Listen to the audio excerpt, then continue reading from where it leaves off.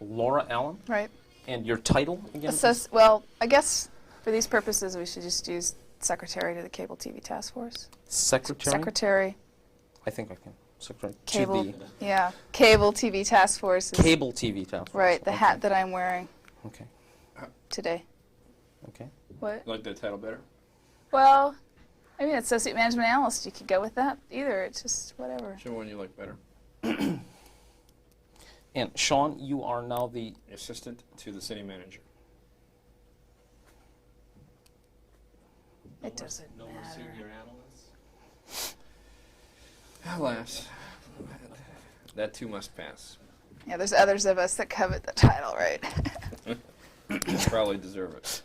No, I wouldn't say that. Okay. Tape is rolling. Video 99. Welcome to Video 99. Hi, Mel. Hi, Sean. Hi, Laura. Hi, Mel. Today, we're here with Sean Gordon, Assistant to the City Manager of Berkeley, California, and Laura Allen, Secretary to the Cable TV Task Force in Berkeley also. We feel that this is a really momentous occasion because we finally have Sean Gordon up here. It's taken 3 to 4 years to get you up here. And as we are... This is at least my 10th visit, Mel. It's your 10th visit, but it's the first time that you would ever go on record without a dispute over First Amendment rights or whatever. And that's a breakthrough and momentous. So welcome, both of you. As we approach a deadline of July 31st, 91 for the refranchising of Berkeley's cable TV franchise agreement with Bay Cablevision, we have a few questions that we would like to present to the City of Berkeley and allow this as an opportunity for the City of Berkeley to state their position, their wants, their needs from the cable operator, seeing that this will affect probably the next 15 to 20 years, the complexion of Berkeley's cable TV situation.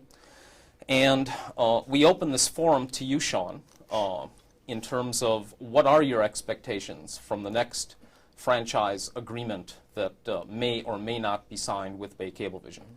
Well, you may remember that in 1986-87 we had the experience of having a transfer of the franchise from then TCI and its affiliates or sub-companies to the new owner, Jerry Lenfest. And we were disappointed at that time to find out that we had very little legal leverage to impose any conditions so that citizens of Berkeley could have the kinds of benefits of access that exist in other communities. And frankly, for which Berkeley citizens have been very irritated back in 1975 when the franchise was amended. But that's what we found out, that we had very little legal leverage. We asked the operator if he would consider true public access rather than local origination programming, and we were told no.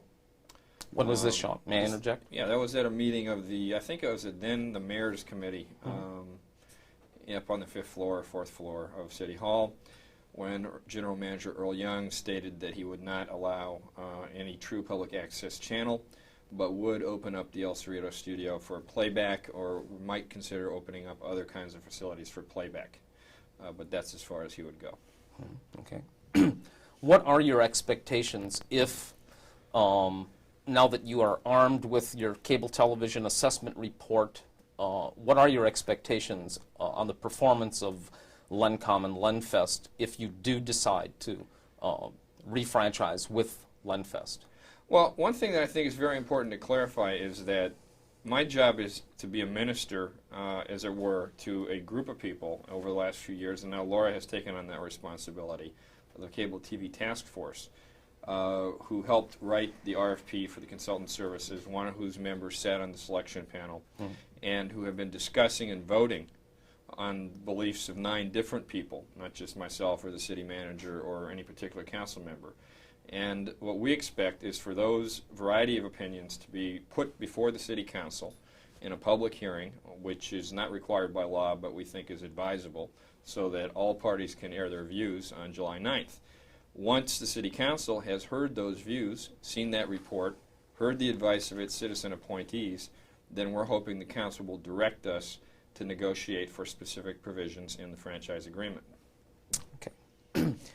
According to Bruce Malloy, Vice President and General Manager of Bay Cablevision here in Berkeley and Oakland, and Cable Oakland, he indicated that to this point, even though there's a July 31st deadline, that he has never been confronted with any negotiating committee, to date, regarding a 15 to 20-year contract. We at Media Center find that almost incredulous that the city of Berkeley hasn't put together a negotiating team and put forth at least some good faith offers to negotiate this cable franchise. What's your feeling on that? Well, I don't have a lot of feelings about that. I think that we've reacted in a responsible way to a certain set of circumstances.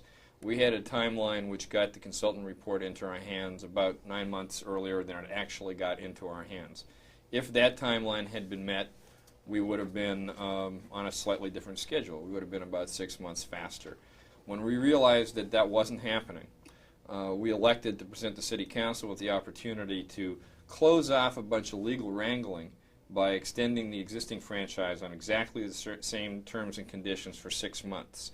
We didn't want our attorneys, their attorneys, community attorneys to end up going down some side avenue about what happens when a franchise expires. So we extended the franchise 6 months. We have a tentative plan for the negotiating team, but that could be modified as a result of the City Council's actions on July 9th. We're very concerned, for example, that the Council consider the recommendation of the task force to include a citizen member on the negotiating team. And we think there are a couple of people on the task force who have the professional ability and the history to do so. We think that will help to allay concerns about the content of negotiations and will help to describe the process of what we could and couldn't get from the operator. As the creators of the Mayor's Task Force on Cable TV, in a proposal to City Council of Berkeley in 1986, we've been following with mixed up and down emotions over the past 4 or 5 years some of the ruminations and concerns of the citizens of Berkeley. And also we have interviewed several cable task force members, some that have left, that have not been satisfied with the direction of the task force. And some of the aspersions that have been cast about the task force have been that funds have never, from the cable franchise fees, have never been accounted for since 1975-76. That all franchise fee funds, which are 5%, have been going into the general fund. Mm-hmm. And we would want someone from the city to address that. I'd be glad to address Okay. that. Great.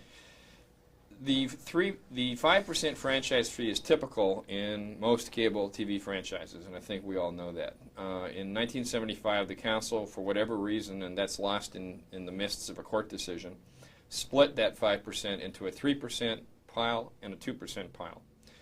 Since then, the 3% pile has been going into the city's general fund. You can easily account for it. We get a check from the operator. We have performed a test audit on the fund in 1988 in order to make sure that we were getting the money that we were entitled to. The 2% fund has been set aside for undergrounding.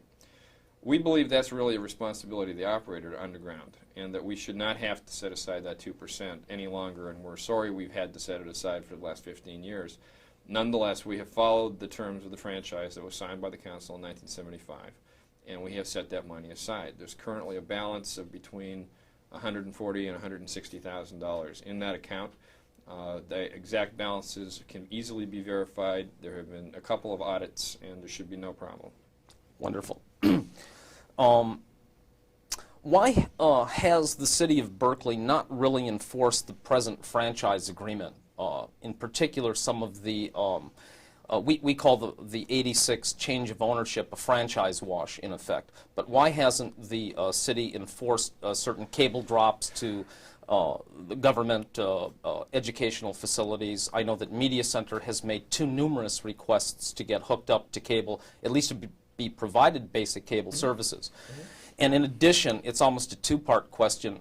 We have equal concerns as to why the financial, educational, and governmental main area of the city of Berkeley is virtually blocked out and blacked out from having access to cable TV? Right. Well, I think that's an interesting question. I'm surprised that you lay it on the city as the city exists today. I think the policymakers and the administrators in the city today can't tell you why those decisions were made in 1975. We don't have the ability to compel the operator to spend several $100,000 that would cost them to wire the downtown area, for example. We can attempt to negotiate with them about that, and we will. We have, as you know, I've been in your building, looked out your back window. We've spec'd out the line to the operator and have sent communications to the operator to try to get you hooked up. The operator has not been willing to spend the money. And that's essentially what that boils down to. From a city point of view, it is especially frustrating because we think long range there are a lot of benefits to be had from having the city buildings hooked directly into the cable network. And we will be making that a priority in negotiations if the council tells us to do so. So in effect, their failure to comply with the contract as so signed in '86, is that a bargaining chip? Well, see, I think the problem is that they didn't really agree in 1986 to do anything more than was being done by TCI between 1975 and 1985.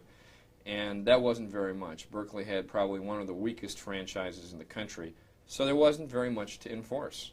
One of the things that was there was to provide free drops. Initially, we asked politely. We didn't get very dramatic action. I think the cable operator was a little confused about this demand. It was the first time the city had made it since 1975. Subsequently, we asked more specific questions. We decided we should include the school district, where a real healthy use of a cable drop might be made, and some other facilities besides the buildings that couldn't be reached. It took a long time for the school district to get back to the city with a list of sites. It took an even longer time for them to decide where they wanted those drops to actually go into schools. They have their own bureaucracy. We have ours. Our cable company has theirs. We think that most of those drops have been made now that can be compelled under the franchise. It's been slow, but it has happened. Okay, thank you. Another very pressing question from a lot of our members here at Media Center and from general subscribers to the cable system is if there has been such a poor track record in terms of complaints, signal quality. I know that our facility here has taken in hundreds and hundreds of complaints regarding that poor signal quality. Also reviewing your cable assessment report, the system appears to need in 3 to 4 years perhaps a rebuild or an upgrade. What can we do to open up the city of Berkeley to other operators? And we're sort of stunned that the city of Berkeley, 30 days before negotiations, when they have the right, the legal right, and the options to open up negotiations from hundreds of other operators, hasn't done that yet. Okay, I think it's probably a bad idea for you and I and Laura and Paul and Donna to get into a legal debate because we're probably not equipped for it. We've had consulting attorneys and staff attorneys look at this matter. Mm-hmm. The general opinion of the lawyers, as to keep it in layman's terms, is that regardless of whether we started to talk to another operator, we would have to talk to the current operator. And we would have to judge them essentially against standards of what are called industry norms. And we would use the test of industry norms in a manner that we would expect a federal court judge to use. So before we decide that our operator is so terrible that we are not going to talk to them anymore, we have to make a finding of fact that they're so terrible. Then we have to be ready to litigate, because surely they're going to sue us. And we have to assume that our case is strong enough to convince a federal court judge that we had a good reason to do this. Now, so far, the majority of opinion, while there's a lot of frustration about service, I have a lot of frustration with the phone company, I have a lot of frustration with my apartment building manager, I have a lot of frustration I get noise on my cable channels. So far, the level of complaints has not risen dramatically above what is experienced in other communities. And in fact, despite feelings to the contrary, probably the signal quality and the variety of signals that are available to the average Berkeley customer today is much greater than it was in 1986. So is that going to convince a judge that we shouldn't talk to this operator? We don't think so. We've looked around the country and we've seen where are there places where there is competition. We have found very few, particularly in a city like Berkeley, which has a fairly complicated infrastructure. It's pretty much built up. The cost of installing cable is very high, and that's our assessment and the assessment of everyone we've talked to, that is very unlikely that we would find anyone willing to come in and do an overbuild. What can you do? Was sort of the origin of the question. You could present to the city some evidence that an operator is willing to come in here and provide secondary service or a competing service. As you know, under the decision in Palo Alto, we have to allow for a second operator to come in if they come in and apply. We would make the same kind of demands on them that we intend to make on Bay Cablevision. What can you do? Give us some evidence that real competition is happening somewhere in a situation similar to Berkeley, and that there's an operator out there who wants to negotiate. If an operator drives up to City Hall today and says, you know, we don't think Bay Cablevision has done a very good job and we'd like to do it instead, we'd start talking to them. Okay. Where do we stand now on public access demands in Berkeley? There's been a very vocal group that has been on and off for 4 or 5 years. Nonetheless, they're consistent, wanting access to the local cable system. The Cable Act of '84 provides that the operator should provide a TV station and PEG channels. That was negotiated out for whatever reasons back in 1975 and 76 behind closed doors. It is our hope that that doesn't happen again in 1991. Where do we stand on public access in Berkeley, and what is the city of Berkeley's position on public access channels? Well, I'll be very, very blunt about this because I think it's simple economics. We don't really know what the operator's assessment is of how much they can afford to give back to the community and the kinds of public access, institutional network, and other services, customer service protections that we think the customers deserve in Berkeley. We don't know what they think yet. We have our own idea. We've printed it in our report. They have not responded. We are going to go on July 9th to the City Council and ask the City Council, here is what our consultants think, here is what your commission thinks, and then I'm sure there will be numerous people who will speak at the public hearing. We hope there's some indication from the City Council how they feel about PEG access. I think from informal conversations that there's a lot of frustration that we've had to wait for 15 years to get PEG access. The operator, meanwhile, every now and then starts up a local origination station or rehabs some equipment or says they're going to do something else. We haven't seen a full-fledged public access or local origination station coming from the operator. If one came, as you know, it would be subject to the control of the operator. Our hunch is there's probably a couple hundred, 600, 1,000 people in Berkeley who have very creative, important ideas about how to use TV for the citizenry. We hope that they come out to the public hearing and express their opinion in City Council, and we hope we can negotiate favorable terms from the operator based on that. One of the problems with PEG access is that you then, under the Cable Act, apparently have to provide the operating budget from some source. That means the City Council is going to have to bite down on the issue of funding. Or a nonprofit is going to have to appear that is willing to assume those kinds of responsibilities and perhaps get partial funding from the city, partial funding from foundations, perhaps consider regional consortia with Oakland or other cities where they can pool the money and have a higher degree of equipment. What about that? What about that 5% franchise fee? Can't some of that be redirected towards public access and PEG channels and the station? Well, there's a lot of demands on that 5%. Right now, as you know, 3% is going to the general fund, so it's paying for things, and you can say wherever it's going, it's paying for AIDS service, it's paying for police, it's paying for streets, whatever. It has been absorbed into the general fund. It's also paying for us to spend part of our time on the subject. How much of that has been spent on the subject, would you say? That's hard to quantify. It's varied for me from maybe a tenth of my time to a little bit more than that in bursts where we were doing a lot of work. And I wouldn't want to second guess Laura's time, but some time. And then we have a city attorney who works on this occasionally, and we have a consulting attorney. What would you guesstimate that those consulting attorneys' fees might have been or are to date since the refranchising issue has come up? Total. I would guess, and I haven't seen the bills, but I would guess somewhere between 20 and 40,000. Okay. Those are costs that we hope, as you know, in industry custom is to recover from whoever successfully signs a franchise. Okay. Right. Because what he's been doing is he's been telling us, what can we ask for legally from the operator? How can we ask for it in a legal way?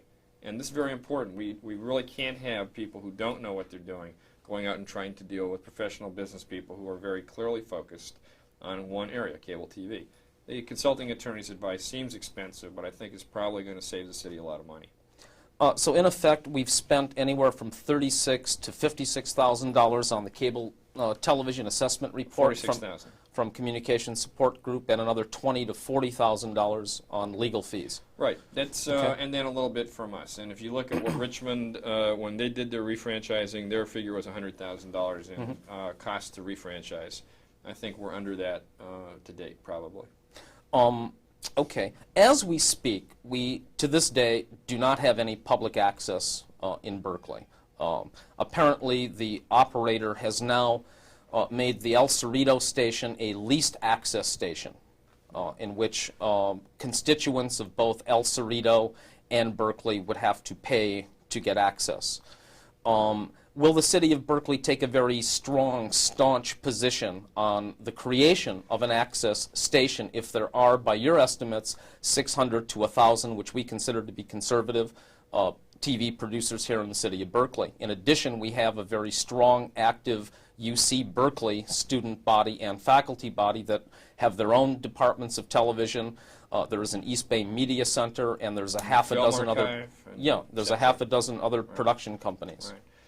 Well, this is the first I've heard about leased access in El Cerrito, and it comes as a kind of sad surprise, since not to us. We thought that the operator would probably, if anything, attempt to ameliorate his debate with the city council by providing some additional access. If that's not happening, that's unfortunate. I think how PEG turns out in Berkeley is going to be in the hands of the people who come and testify before the city council, and in the instructions that we receive from the city council to negotiate. If we receive the instructions that have been recommended by the task force, that's going to be a very high priority. People that have been very vocal in the past that have sort of tuned themselves out to this issue of PEG have been concerned that when proposals, very sound proposals, have come forth, like interim access back in '87 and '88 that Media Center presented through Shirley Dean, those proposals get squashed and don't see the true representation that they could possibly provide to the city of Berkeley at a low cost. When we discussed with John Newby the cost out for hooking up a facility like Media Center back in '88 to the head end station, it was $10,700. We've spent close to $100,000 talking about why we need X, Y, and Z, and to this day we don't have any kind of PEG access. The cable operator indicates that we're looking at 3 to 5 years, as has been Media Center's analysis of when we would get any type of access, and at best limited access. What is your estimation of when we might see access here in Berkeley? Well, there's a lot of frustration in those comments, Mel, and we felt a lot of the same frustration, although it may not appear that way to you. I don't want to take a wild guess. My hunch is that it would be smart for the city to have a nonprofit rather than the city government per se operating any public access. So how long does it take to negotiate a contract, identify a strategy for funding and operation, locate a site, form a nonprofit, designate it, and get the operator to allow some head-end generation? In some cities, it takes less than 3 and 4 months. In Berkeley, it's taken 4 or 5 years, basically, to get an assessment. So we are concerned about... Well, I think you're going to have to back off of that just a little bit. We asked point blank for access, and we were told no by the operator. Now, the operator can play word games with that, and you can be frustrated about it, and so can I. But that was what we were told. I have a copyrighted article from the operator here indicating that he would be more than willing to provide public access, and he said that at various city council meetings. In addition, Bruce Malloy said this morning that we could create access right now without a rebuild or an upgrade, and that's a quote from 4 hours ago. Well, he seems to feel that the problem is the city of Berkeley, not their position, and that they're willing to make overtures to provide PEG. Isn't that a curious position for the operator It is to have? absolutely more than curious. It's almost questionable. What is your feeling on that? Sounds like a bargaining tactic. Would you... If they want to provide public access, all they have to do is come with a proposal, put the cable in, hook you up, give you the head end. They've got it. They claim this morning that in 4 years that they have never been approached by the city of Berkeley to get public access in Berkeley. And that's a direct quote from Bruce Malloy from Bay Cablevision. Well, I think that even you know that's not correct, because I think you were in the room when we requested it of Earl Young. Now, it's true that Earl Young has had some kind of contract dispute with them and has left, but and they're playing a little bit naive, but we don't think that statement will stand examination. Well, regarding just as a subscriber and as a citizen and regarding public trust, who should people believe, the city of Berkeley or the cable operator, when both parties are saying that they can provide X, Y, and Z, and consequently nothing occurs? Well, I don't think that's a fair statement of the facts, so I'm just going to... Well, there is no access, Sean, though. We all agree on that. We all agree on that. Okay.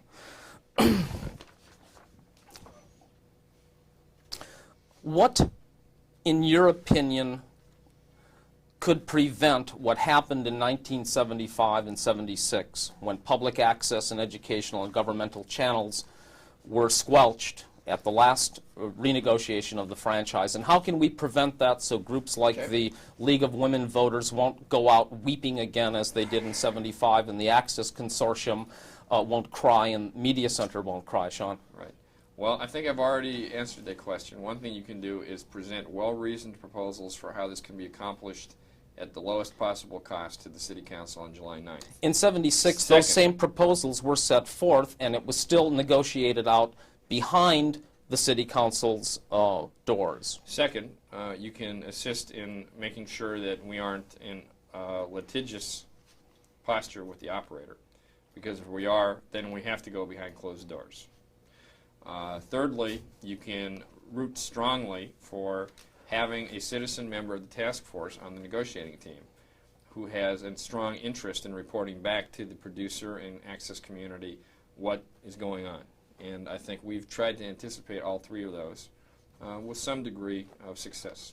Do you feel that after spending about $46,000 to $50,000 on the CTA report, that you feel strong about going into franchise negotiations with Bay Cablevision based on the results of this report? I have my own personal opinions, but they really aren't significant. I have to follow the dictates of the policymakers, which is the City Council and my boss, the City Manager. On behalf of the city, what's your feeling on the report as we approach negotiations in 30 days? We will be recommending that all the community benefits that have been suggested by our consulting attorney, our consultants, and by the task force be incorporated into the negotiating posture. There may be discussion that emerges from the City Council meeting right away about what does this mean in terms of money. And I think at that point the discussion could get quite interesting. I'm not sure that will occur. Seems to me more appropriate instead to go to the operator and say, our accountants in Touche-Ross, our consultants, looking at neighboring communities, looking at Berkeley, looking at your finances, think you can deliver the goods to Berkeley for PEG, INET, good customer service, please do so. And let them say, no, we're too broke to give you good customer service. No, we're too broke to give you public access. No, we're too broke to give you an INET. I think we'd like to put that on the table, and let's see what happens with the operator. But it is entirely in the hands of the City Council as to what our negotiating instructions are. Okay. We have heard some very positive things also from Bay Cablevision this morning, which will air on PCTV. And some of those are that they're very positive in looking ahead towards the next 15, 20 years with this system rebuild and an upgrade. And there has been a definitive decision on their part to consider fiber optic as an option. We've heard some disconcerting comments from the task force commissioner regarding the technical standards of the existing system, and she felt that perhaps that a one-wire cable system might suffice over a fiber optic system. Who are you referring to? I'm referring to the cable task force chair. Oh, chair. Nancy Bickle. Nancy Bickle, I believe her name is. Right. Why would someone in that position go for a substandard one-wire system when the cable operator is indicating a far superior alternative, technologically speaking? And in fact, apparently Richmond to Berkeley, that feed is now all fiber optic. Right. In effect, the future seems to be going totally towards fiber optic in conclusions with digital compression technology. We may be broadcasting over our PCs within 24 months, and Right. the need for all of these discussions on cable may be mute, and we've been going over the phone lines. In addition, we now have AT&T and Pac Bell considering going into the cable industry. How does that resolve for a non-fiber optic system here in Berkeley? Well, first of all, we haven't made any decisions about fiber optics. That's for the operator to make the decisions. What we need to talk to the operator about is what kind of service does the community get. How they deliver it is an issue of choice within the industry. And you're right, things are topsy-turvy. We don't know what the FCC said last week. They said something new. We haven't seen the decision. Congress has had bills as far as the final vote on the floor of the Senate almost every year. Rules could change dramatically. New York Times has editorialized to essentially wipe out cable companies by giving the ability to the phone company to not only take a wire into your house, but also make the entertainment and supply the entertainment, which right now would be considered an antitrust violation. We can't predict that. The best that we can do is build into the franchise some type of provision or trigger that allows us to reopen discussions whenever the technological change is so massive or the conditions of business operation are so profound that we have to change the franchise in order to protect the citizens' interests.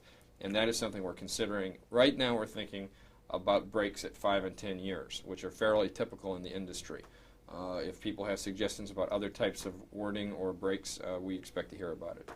Okay. What is the position, and I realize this probably shouldn't be directed to you, but what is the position of Department of Public Works that deals with the cable operator? What has been their experience in terms of dealing with Bay Cablevision? Well, I want to say that the people handling the issue for Public Works are very diligent. One of the problems is that cable has never really been defined as a utility. It has never been defined as not a utility.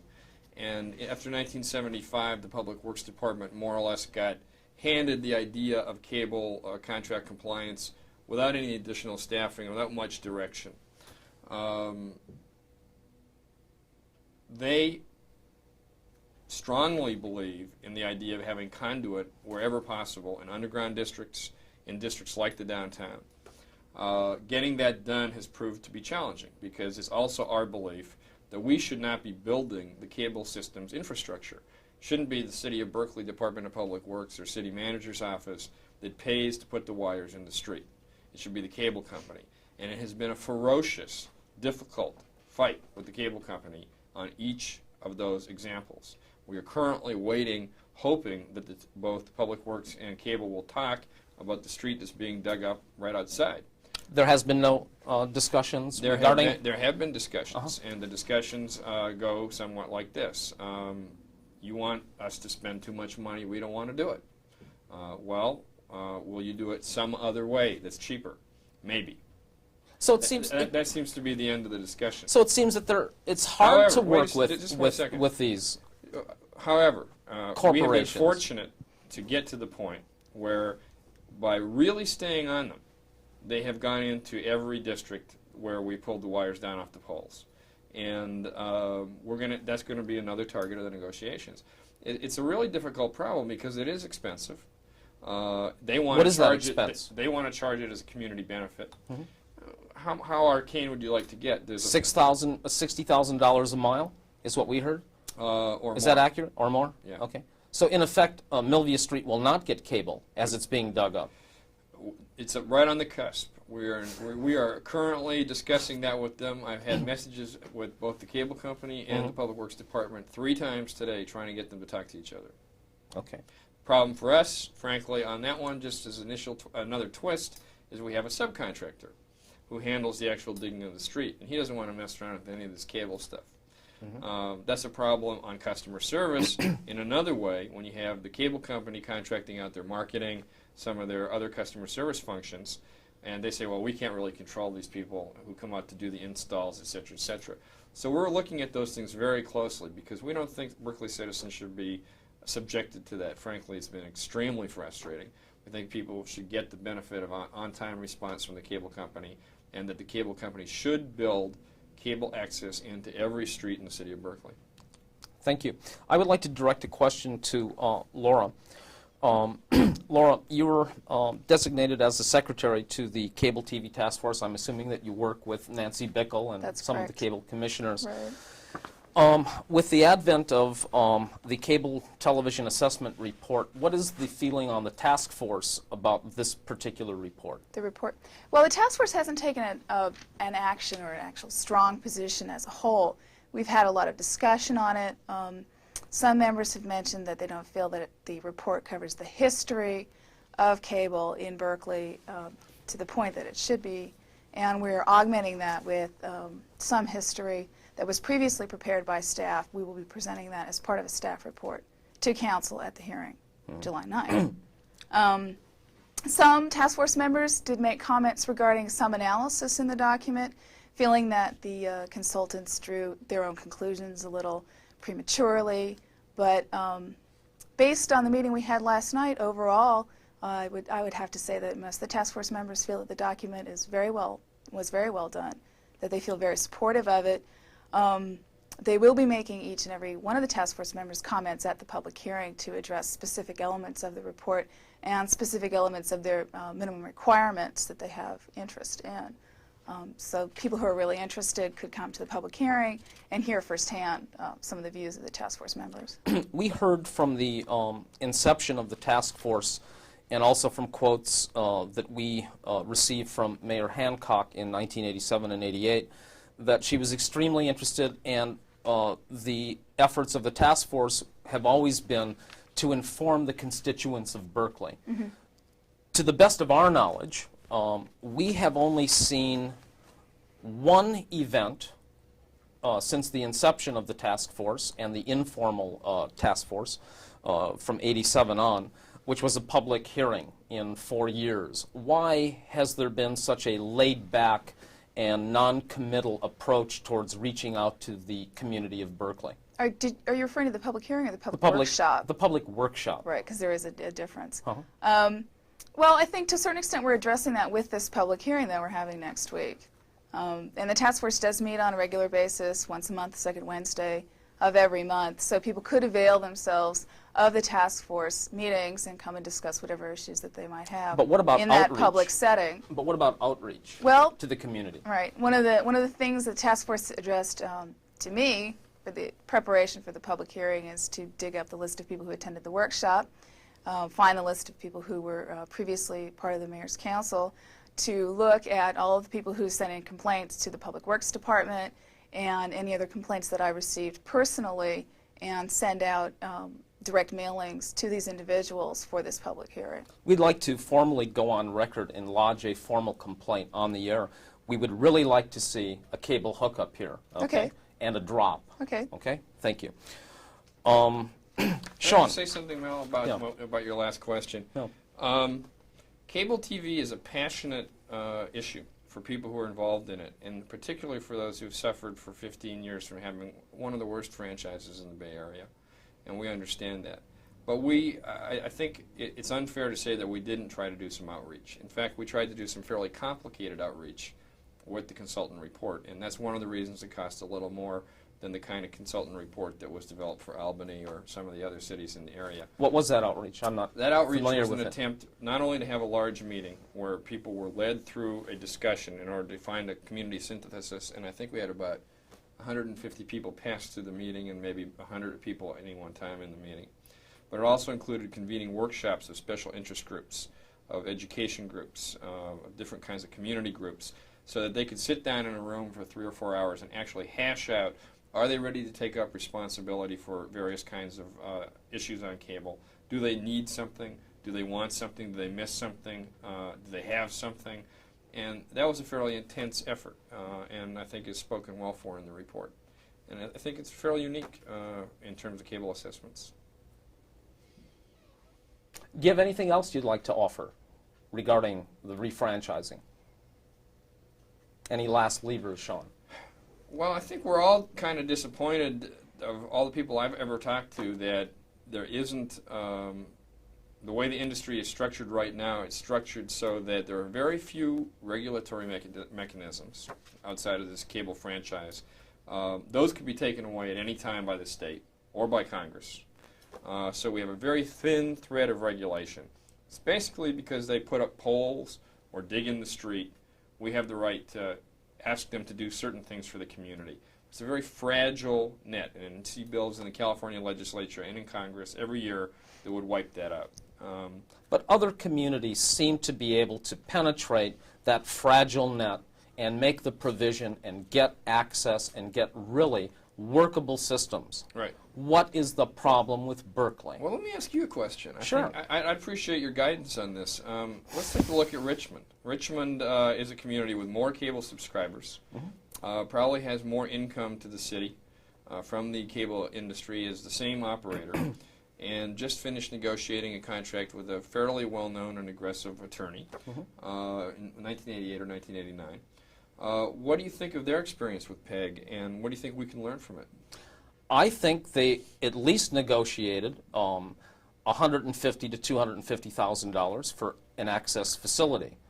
However, we like the direction of the technological approach in terms of making it accessible towards more producers, and we think that was sensible. Do they have public access? No. How come? Pardon? How come?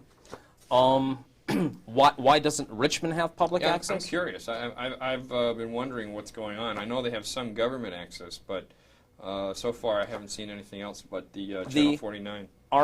Our feeling is that there's not an active production community in Richmond as there is in Oakland, in Berkeley.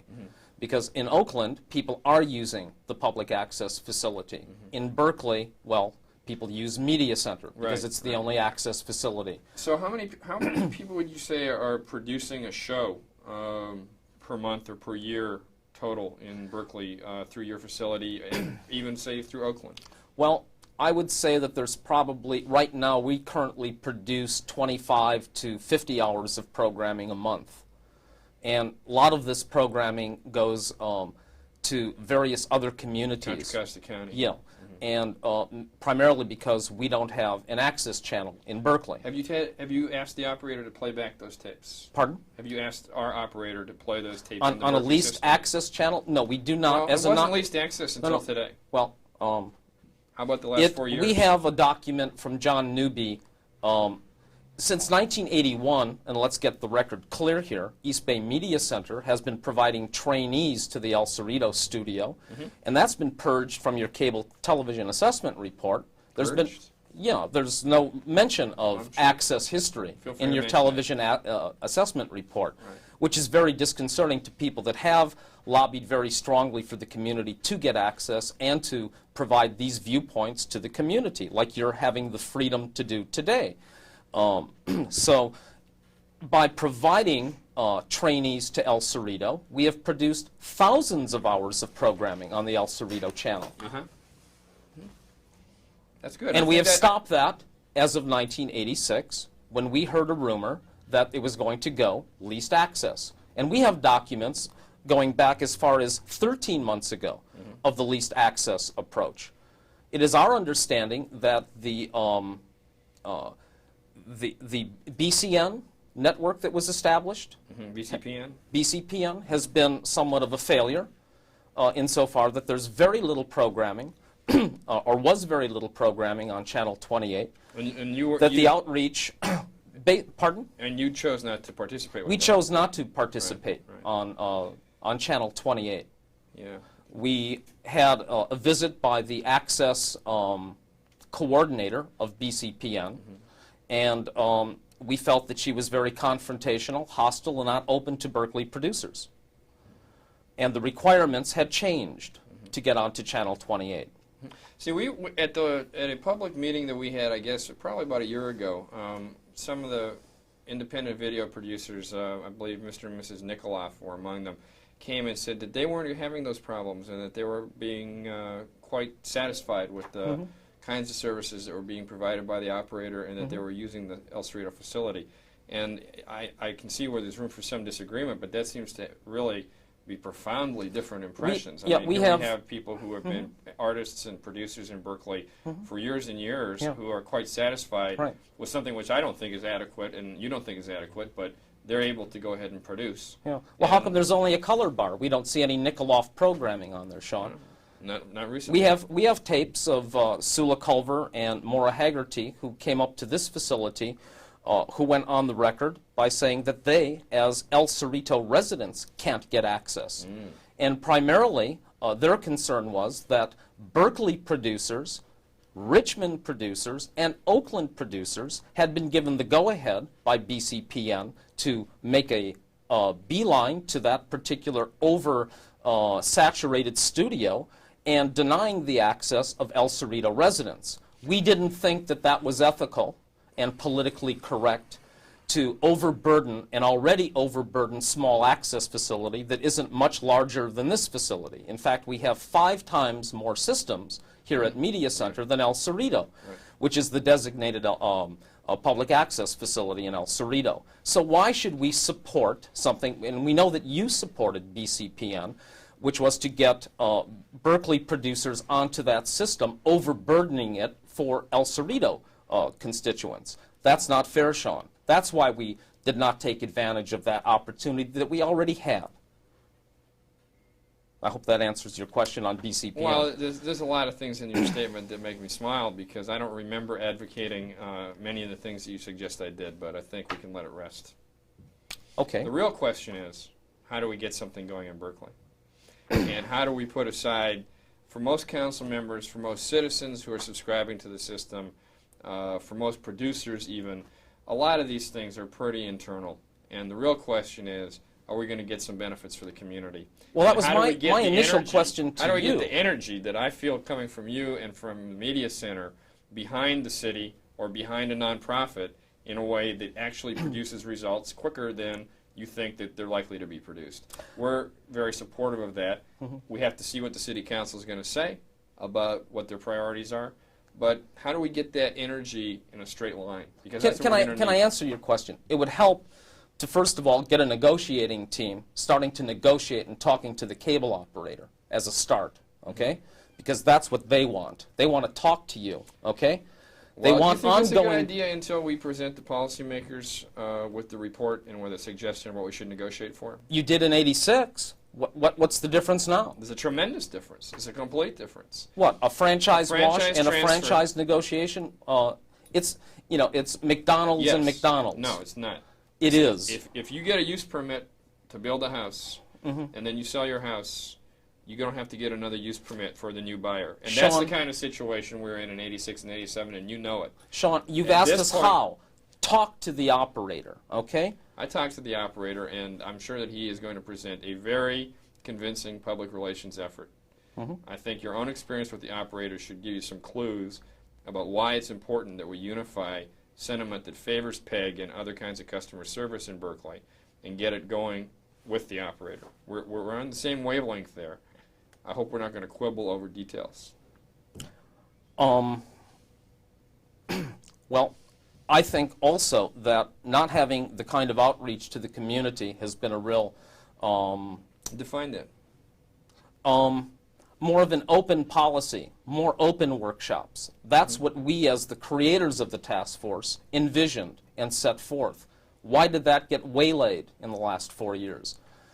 If that would have been a more of an aggressive attempt, we would have had very clear-cut needs defined. Well, you know, it's very easy to criticize just about any activity in modern life because it's all very fast and very competitive. And I appreciate, again, that you want to do that a little bit here.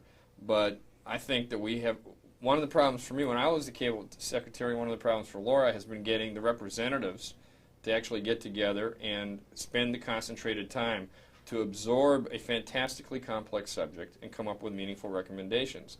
Now, we've managed to pull that off, and we needed a little help from a technical consultant, somebody who was willing to provide that service.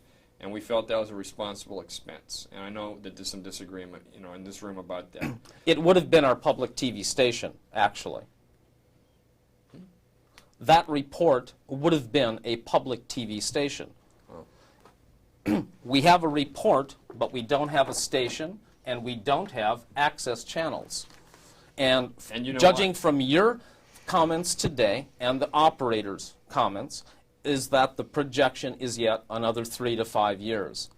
And that's disconcerting. Well, I think that you should listen more carefully to what I suggested, which is that I you have show listened us- to you, Sean, for 5 years. Okay, well then I'll stop talking. Okay, thank you. Today, we've been talking and now not talking with Sean Gordon and Laura Ellen from the City of Berkeley. I'd like to thank both of you for talking and not talking on the issue of public access in Berkeley. Cut. Overall, I think it went really well. Thank you.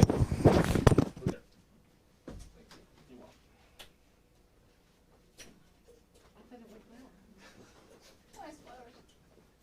Bye, guys. Yep. Well, been- thank you. it's been great. It's, yeah, the Yeah, city. like, I'll really make a sweaty, it's okay. donation for some air conditioning. Yeah. I won't hold my breath, Sean.